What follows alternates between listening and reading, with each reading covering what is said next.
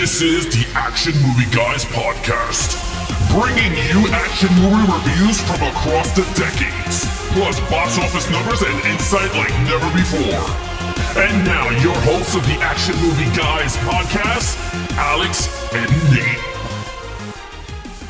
What's up, everyone? Welcome to the Action Movie Guys podcast. I'm your host, Nate, and that's my co-host, Alex Figueroa. And this week, we are continuing on our second to last of our female-led action movies. This time, we're going with a trio of ladies, not just one. We're doing a little bit of 2019's Charlie's Angels. Turns out, it's kind of a sequel, kind of a reboot to all the other franchises. It factors in the show. It factors in the Cameron Diaz movies. So we're going to be doing a little bit of that movie. Before we do, Alex, have you seen this? When was the last time? So I didn't go see this in the theater because I predicted it was going to flop, and it kind of did in the theater. But I purchased this on digital. So I watched it digital, and I remember enjoying it. I said, wow, this is actually pretty decent. It was pretty good. That was 2019 ago. So on the rewatch, I decided to purchase it. It was like, I think, $5. I bought it on 4K. So I said, all right, let me watch his physical media and see, does it still hold up from 2019? So I can't wait to sit down and talk about it.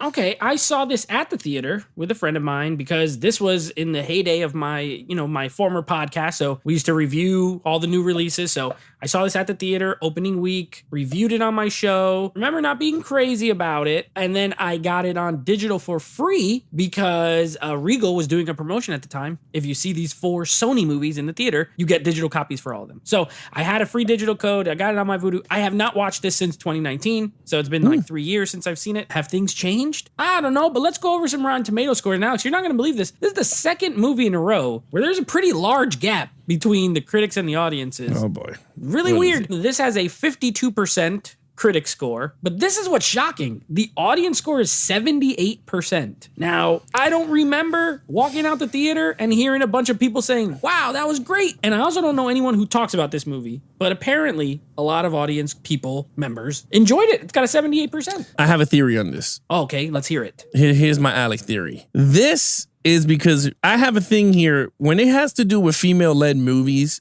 or has some type of controversy around it, you can't talk bad about the movie. Remember, the Ghostbusters from 2016 was a thing. Everyone, again, we're not slamming the female Ghostbusters. It had nothing to do with it. All I'm saying is the movie is not as strong when you watch it. But when you look at the Rotten Tomatoes scores, it's like higher than some of the movies in the Ghostbusters franchise. That you're going, it's better than the Afterlife. And that's shocking because everyone loves Ghostbusters Afterlife more than the 2016. So the funny thing is, like, that one had high critic scores. Like, why did the critics not like this? But I agree with you. Usually that's the case, right? Woman director, female led. This was like just post or during Me Too, that whole thing. Like, we need to get more. So I'm not surprised with the audience score. I'm just surprised it's so far apart. You would think the critics would also give this it would be 80% positive or something like that. Kind of weird. But it doesn't matter, right? It doesn't matter because we're going to give you our scores here. And of course, we're going to start off with the titular Angels. Of course, they're played by Naomi Scott, Kristen Stewart, and I forget the other girl's name, something Balinska. They're I've never seen her in anything else besides this movie. She was in the Resident Evil TV show. Okay, the new one. Didn't watch that show, but cool. So she's in something else. So please take it away. You get to go first with the Angel. Okay, so man, I gave it a 2. I'm not holding back. I'm gonna be really honest with this movie. Kristen Stewart is the best one out of all 3 of them. I'm gonna be 100% dead on. I think she's gorgeous. I always thought she was a gorgeous female. I think she's gorgeous. I think as an actress, she is way better than the other 2. The problem is that when you come off of a Charlie's Angels movie with the original 3, right? Which is the Drew Barrymore, Cameron Diaz, and Lucy Liu. They had their style of movie. We're going to talk about it when we review it, but all I'm going to say is they had a unique way of telling that story and the way they used those angels. This Angels was not even believable for me, to be honest with you. They look kind of super young. They look like teenagers compared to the Charlie's Angels from the 70s, or I hope it's the 70s, from the 70s. And then if you look at the Charlie's Angels from the 2000s, which with Drew Barrymore to them, they're like the youngest cast. They look young. And I was like, to me, it wasn't as appealing much because I think because the actresses didn't have good chemistry. It didn't work well. And I think a lot of things in the storyline hurt their presence on screen and the message that they were trying to tell. Now, in terms of the Angels, how did they do? Kristen Stewart, the best one. She knows how to fight. She looked great. There was gorgeous scenes with her interacting with the guy. So I was like, wow, she looked seductive. I was like, cool. Naomi Scott, I did not like her character. She was a buffoon. She can't fight. And I don't remember any of the Charlie's Angels being a buffoon. Like being one of those, like out of the three, there was one that's the dumbass, pretty much, if you understand what I mean. I'm not calling her a dumbass, but what I'm trying to say is like the character is just dumb, a buffoon. Like, and she's a genius. Drew Barrymore. She was like a goof. She was yeah, like but she could fight. Yeah, but she was like, yeah, but she also was an angel the whole movie. Remember, Naomi Scott was a scientist that is like got involved with this. Yeah, so but what I mean, trained. yeah, but she was a rebel though, Drew Barrymore. Yeah, so she was a fighter. She was an airheaded character. Yeah, but this is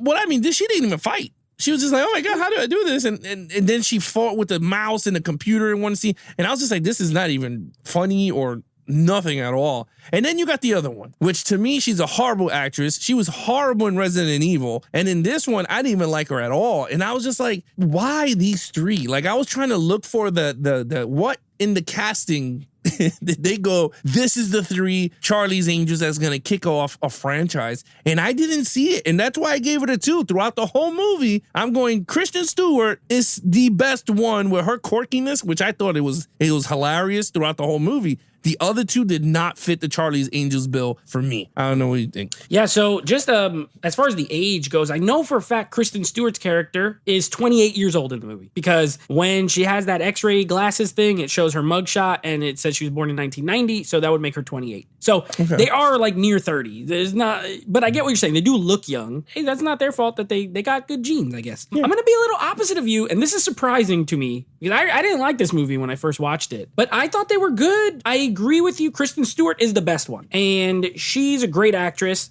But she's always mopey in all her movies. She's like a mopey, moody kind of dramatic actress. So it was actually, because of that, it was like refreshing to see her do something lighthearted. She's smiling. She's having fun. She's getting to do some jokes, do some humor. And I thought she was the best one by far. 100% hands down agree with you. Where I disagree is I thought her name is Ella Balinska. I thought she was good too. Now, I didn't see Resident Evil, but I like that character. She is the one that is, they each had their traits, right? Kristen Stewart, goofy, rebel. She's like almost like the Drew Barrymore character. Mm-hmm. Rebel, was rich, grew up rich, but didn't want it, went out, got in trouble, did crime. So rough around the edges, but humorous, right? And then you have the other one who's the highly trained. She came from MI6, a secret agent or whatever, pretty much the CIA of England. So she's highly trained, likes the fighting, the physical stuff and all that. Can't flirt because that's the whole running joke with the fake Mark Ruffalo from Black Adam. And she likes him and whatever. It's goofy. Okay, fine. She's not amazing, but I thought she was okay.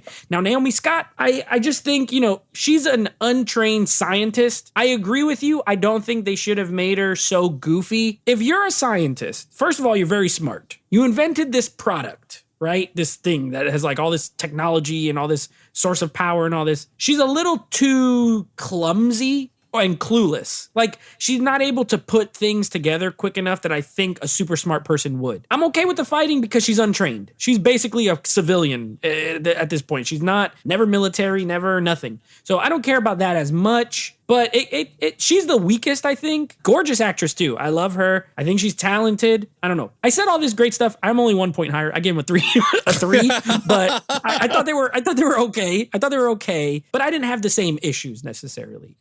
Here or there, I did. But 3 for me, 2 for you. Okay. Main villain, who turns out to be Patrick Stewart, is the main villain, a former Bosley. A 1. Look. Patrick Stewart gets a 1. Ooh, I like Patrick Stewart. I think he's a great Professor X. It took forever to get him as Mr. Professor X into the X-Men universe. But great Professor X, my man Captain Picard. We all know his history resume on his filmography. I never seen him as a villain. Besides him being a Borg in Next Generation, when they took him and made him into a robot. Other than that, I have never seen him as a villain in an action movie. I know, I mean, you guys could drop it in the comments and be like, hey, you're wrong. This is whatever. And I'll say, fine. You know what? Cool. But to me, this is the first villain movie. And it did not work for me. I didn't like it. I felt like, you know how you said Ewan McGregor was your Obi-Wan Kenobi? So when you see him villain, you're like, oh. Yeah, my only problem is that with Patrick Stewart, he's at an older age that it didn't feel believable. And I don't know if I'm saying it right, but it just felt weird. Like the scenes that he fought Elizabeth Banks, you saw it was cut and it was someone else body doubling. And I was just like, what is, like, I didn't not work for me. Like this whole evilness that came from him, this Bogsley. Well, first of all, that's so stupid. There's 30,000 Bogsleys in this Charlie's Angels thing, which that was another dumbass thing. It's a rank. Yeah. But look, in all, was he a mastermind? No, because he didn't do nothing that's mastermind. He did everything that's generic in every other Charlie's Angels TV show or movie. He betrayed them. Big freaking whoop. He didn't do nothing. To be honest with you, he didn't do absolutely nothing. He was just there to get paid. That's what I saw. He was just horrible. And I can't believe he really did this movie. So I give him a 1. Wow. Yeah. I'll save you the comments, Trip. If you want to see Patrick Stewart play an amazing villain, watch a little movie called Green Room. He is fantastic in it, first of all. Like, the performance is great. And he's evil. But he plays like this neo-Nazi guy in the South. Like, he's fantastic. It's not really an action movie, but it's got some action. It's kind of a thriller. He's amazing in it. So he can do villain. Now, Patrick Stewart. Okay, he plays A. Bosley, one of them. There's 3 that they show here, right? You got Jaimin Hunsu, just great all the time, right? You got Elizabeth Banks, she's a Bosley, a woman Bosley. And then you have Patrick Stewart. And he is basically forced to retire from the agency because he's old, right? Like, you gotta go retire. He feels betrayed. He feels like, man, I can't believe they're making me do this. I'm gonna take all my knowledge and I'm gonna form an evil agency or whatever, right? Yeah, he hires the assassin who never talks, and he's trying to get this thing, and they're trying to get the thing, right? I thought he was okay. I love Patrick Stewart. You're right. I think he's a great actor. I like him all the time. He was okay in this. He's definitely a paycheck. This is a paycheck movie. He showed up. He's like, y'all pay me a check? I'll do it. But he didn't phone it in per se. Like, he still does the performance. It's okay. It's very generic. You're right. I gave him a 2. Yeah, okay. He's not going to fight with anybody because he's like 85 years old. So he throws like one punch, really, and he gets like slammed. Oh, well, I'll save that part first.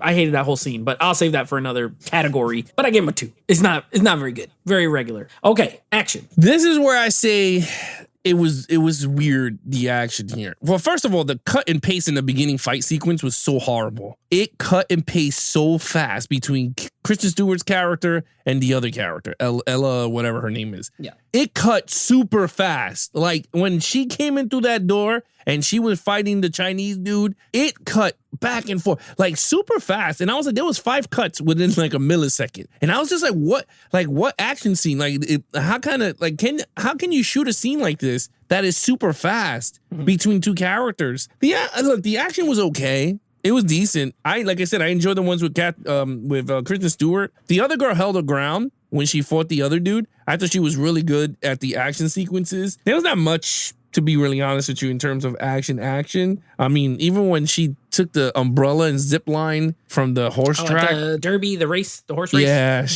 I was just like, okay. I like the horseback when she ran and threw herself off and threw the thing at the perfect time. I was like, all right. I was like, it's cute. Charlie's Angels type of movie. Honestly, I gave it a 3. It was a good action. Nothing crazy, nothing over the top. Yeah, I mean, I thought the action was actually surprisingly good. That first fight it's unmemorable. Like, it's okay. Kristen Stewart flipping around in the curtains and then they come in shooting and whatever. But I do like the fight scene in the cafe, and then it turns into a car chase with a little mini machine gun thing. I thought that was really well executed. You could always see what's going on. Kristen Stewart on a motorcycle, them in the car, part where he turns the car, she hangs out and shoots. Like, it was good. I liked it. I'm surprised. Like, I know Elizabeth Banks had directed something else. I want to say a Pitch Perfect movie. Part 2. Yeah. So, but that's not an action film. So for this being like kind of her first action film, and I know second unit director probably helped a lot. It doesn't matter. It was better than I thought. So I thought that chase scene was really good. I also liked the scene in the factory, that whole fight scene. Like, Naomi Scott, okay, hers is goofy fighting, but I actually liked the other 2.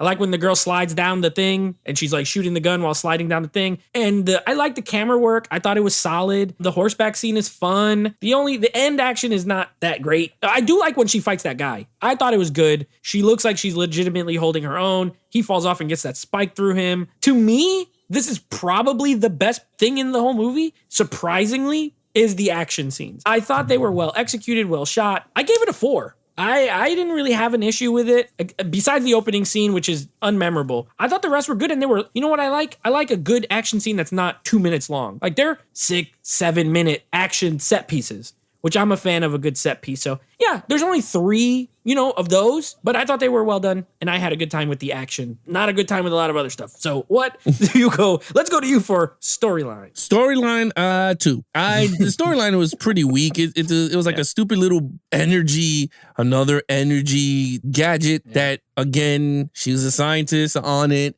and she notices that you could take a code and then you could turn it into a bomb. Big whoopity-doo. I mean, that's pretty much what EMP, I got from it. Yeah, a human EMP. Yeah, pretty much. So they were going to sell this everywhere and anyone could turn it into bombs. And she was like, no. And then Charlie's Angels came and rescued her and she's now a part of the group. So it didn't do nothing for me. I was just like, this was kind of weak. It should have been a stronger storyline.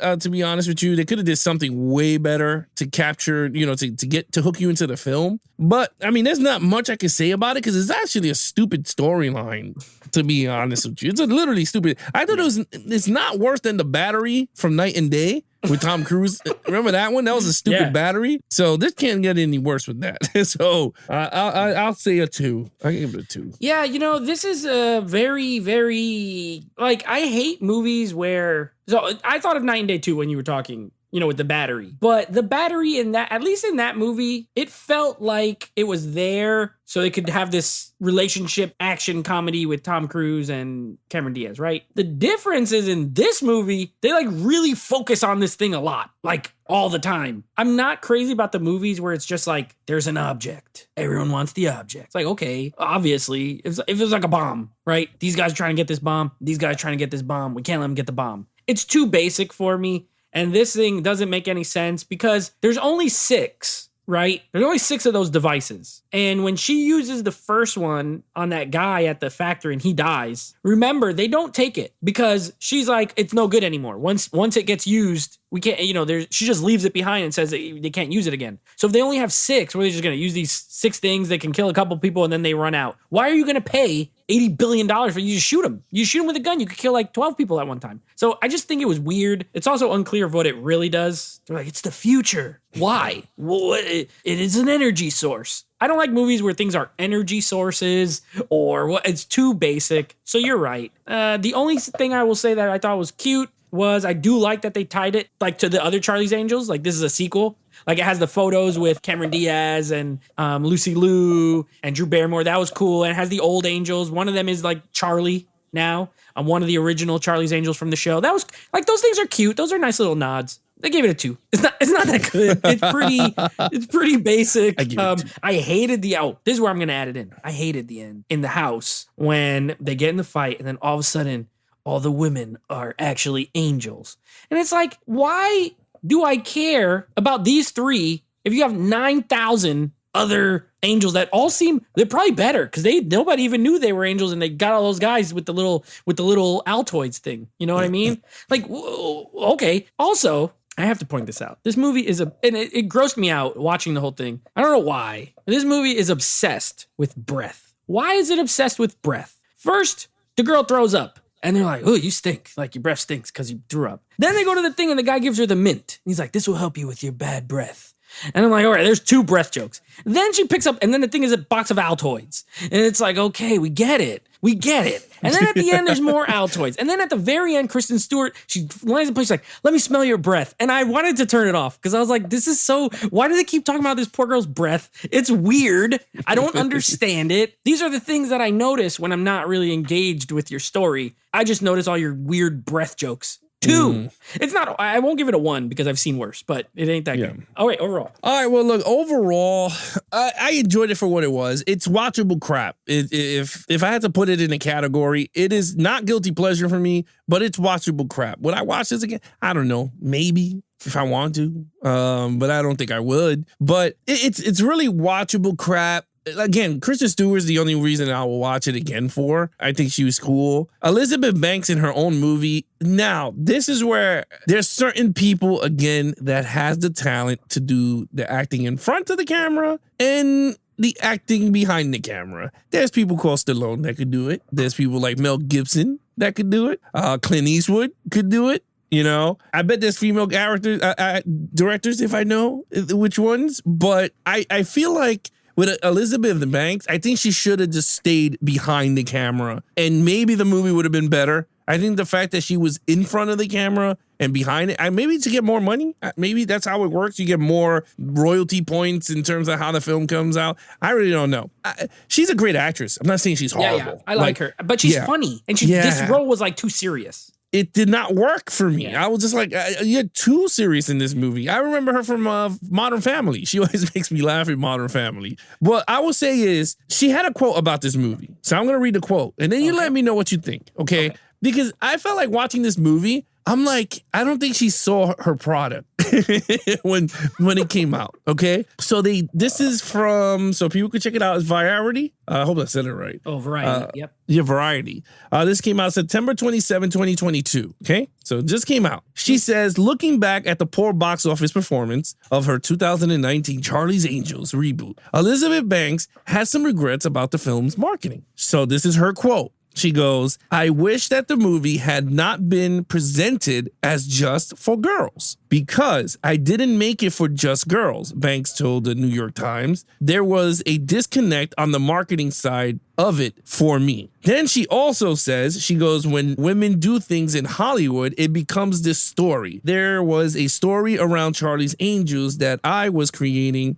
some feminist manifesto. I was just making an action movie. Now, the Pitch Perfect 2 director added that she would have liked to have made Mission Impossible, but a woman aren't directing Mission Impossible. I was able to direct an action movie, frankly, because it starred women. I'm a female director, and that is the confine right now in Hollywood. Now, I don't know where she was coming with this because it's time to hit this lady with some knowledge, okay? Let's try to hit that. I mean, she ain't going to listen to the podcast, but let me just tell people outright. There are female directors that do action movies and they're fucking amazing behind the camera for it. Now, they are Deborah Chow. She did The Mandalorian for Star Wars. Amazing action scenes if you watch the Star Wars Mandalorian. I don't know if she did big movie things. Catherine Bigelow did Point Break. Right there is an action movie. I bet there's other females too, but those are the two that pop into my head in terms of female directors in action movies. Now, for her to say something like that, I'm like, what? First of all, your marketing was all females. It was, the movie itself was never gonna get guys into the theater because the movie was portraying dudes like dumbasses. I mean, there's scenes in the movie that the angels were just pretty much the beginning of the movie. It was already taunting guys. Women can't do this. Well, all the villains in the movie are men. There's not a single bad woman in the movie. And that was the same problem with the Ghostbusters from 2016, making the men stupid to make the females superior. And it's like, you don't have to tell a story that way. That's why the 2000 and whatever Charlie's Angels, those movies were great because guess what? There was no agenda. It was just a story being told and people enjoyed it. This is where this movie flopped for me in the aspect of what were you trying to get out of this? If it was a Charlie's Angels franchise, great. But throughout the whole movie, you're bashing men. When you came out 2019, you destroyed men in your interview. You were like, this is not a man movie. This is a female movie. If it flops, it's because the guys didn't go see it. So to me, I don't know. I want to hear what you think about her after 3 years later when talking about her movie. What do you think? I actually like the quote. I like the quote. That's brave of her to do because most women won't say any of what she said, to be honest. They're not going to say, oh, I wanted to make a movie for everybody. I didn't want to make just a movie for girls because the truth be told, most of these movies nowadays, they are geared or designed for specific audiences, right? And then they hope it crosses over. So I can agree. So I remember there was some stuff when it came out. I wonder how much pressure there was on her from the studio to be like, listen, promote it this way. You got to remember the time this was made. While I agree with you, like Catherine Bigelow, she's made some great, action movies and they were all pre-Me Too movement, so, that's one thing. Since then, think about, let's say from 2018 to now, what woman has directed a big budget action movie? None. Her, this movie, you know what I mean? So I agree. I think and that's not to say they're not talented. They should get a shot at it. I agree with. Yeah, I like the quote. Now, how much is true, how much isn't, that I can't say. But if the fact of the matter is, I do remember the marketing being very female-centric, being very, focused on girl power, which I don't have a problem with. But if it's not what she was going for, then yeah, they failed her as a in the marketing department. But if she was part of it and is just now changing her tune, that's a different story. So I like the quote if it's true, but I don't know how true it is. Right, but if you're a director, you have to oversee the marketing because it's your movie. Not really. So you can't tell. I mean, but really. It's still your. You don't cut the trailer. But directors don't cut the trailer. Usually directors they don't. They don't, and they're not in charge of the marketing. That's all done by the studio. So once the director finishes the movie and cuts it and sends the final cut, it's out of their hands at that point. So to that regard, she probably didn't have much of a say, and she's not that big of a name. Let's be honest. She directed Pitch Perfect 2. What's she gonna do? Tell Sony, hey, I don't want you to do. They're being like, shut up. You did the movie. You're done. I guess, but I mean, females, Wonder Woman was Patty Jenkins, and that's a big action movie. Okay, that's a good one, yeah. But and it's the same thing. But how about Eternals? That was a female also, isn't it? Yeah, Chloe Zhao. Those are like the least, those are machines, right? Like DC, Marvel, those are machines. They directed them, but they're directed by studio. I'm not arguing. I think it's a valid conversation, and it's interesting. But I don't know how true I don't know.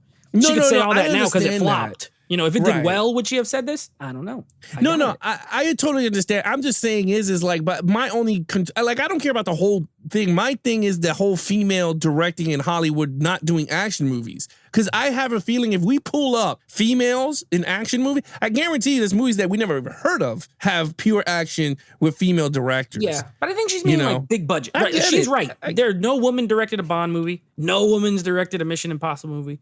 No woman's directing a Fast and Furious movie. No woman's. So to that, she's right. But why not make your own then? Make your own. Make a little, say, hey, I need like 10 million to make this, like Steven Soderbergh Haywire. I need a little budget. I want to film an action movie. It could happen. If you want to swing for the fences every time, maybe not. Okay. What was your overall score? It was a 3. I mean, overall is a 3. Look, I totally understand what you're saying, but you're absolutely right. If she would have did this with the Charlie's Angels and wanted to do a Mission Impossible, she could have did it, but I think there's some poor choices around the script and everything. But other than that, look, I gave it a 3. It's watchable crap. Yeah, I've landed on a 3. But it's a 3. Like, I'm never gonna watch this movie again. Look, the fact of the matter is, I didn't watch it since the theater, and I only watched it because we're reviewing it. I can't think of a time where I'm gonna be like, I want to watch the 2018 Charlie's Angels. I can't. Like, I didn't like anything in it enough to do that, but I also didn't hate anything in it so much that I'm gonna give it a 2 or anything like that. Like, it's a competently made female action movie, but the storyline's pretty crap. The villain's weak. That's what,